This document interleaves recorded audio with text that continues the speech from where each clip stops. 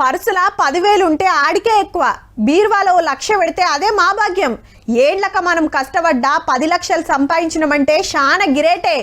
అచ్చిన ఆమ్దానిలా ఖర్చులు ఎల్ల తీసుకొని ఉల్టా అప్పులు చేసుకుంటా అవి కట్టుకుంటానికే సరిపోతుంది జీవితం అంతా. ఇక ₹1,00,00,000 అంటే ఒకటి పక్కన ఎన్ని సున్నాలు ఉంటాయో కూడా తెలియదు చాలా మందికి. కానీ సంపాదన అంటే ఇగో గీళ్ళదబ్బా. దునియాలో తోపు శ్రీమంతుడు ఇవ్వాలంటే ఎలన్ మాస్క్. సారు సంపద 36,45,000 కోట్లు, గంటకు 17 కోట్లు కమాయిస్తున్నాడు అంటే చూడండి. తెలుసు కదా, ట్విట్టర్, ఎక్స్, పిరంగల్ల కాలర కంపెనీలకు ఓనరు. 2వ ర్యాంకు ఫేస్బుక్ ఓనర్ జోకర్బర్గ్, 3వలు Amazon company owner Jeff Bezos గారు. ఇంతకు మనోళ్ళ సంగతి చెప్పు అంటారా? 7,85,000 కోట్ల సంపాదనతోటి ముఖేష్ అంబానీ సారు 17వ ర్యాంకులు ఉన్నాడు భూమి మీద. ఇక అదానీ సారు 5,27,000 కోట్లతోటి 22వ జాగాలో ఉన్నాడు.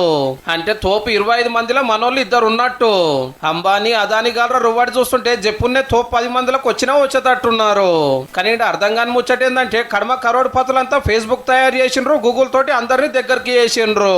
ఇట్లా కొత్తది ఏదో ఒకటి కనిపెట్టిండ్రు, ఎవరిదేంది తెచ్చిండ్రు, దునియాకు కొత్త తోవ చూపెట్టిండ్రు. అదే మనోళ్ళు అందరు చేసే బిజినెస్లే, అందరు చేసే కాంట్రాక్టులే. అంతేగాని కొత్తది కనిపెట్టలేదు, ఎవరి కాడ లేనిదేంది తయారు చేయలేదు. అయినా కూడా ఆమ్దాన్లా దూసుకుపోతున్నారు. అమెరికాని చాట్ జీపీటీ, చైనాని డీప్ సీక్ లెక్క దునియాని షేక్ చేసేది కొత్తది ఏదన్నా కనిపెడతారా అంటే భారతదేశం పవర్ కు ప్రపంచం మొత్తం పరిశాన్ అవుతుండొచ్చు. జర చూడండి మరి.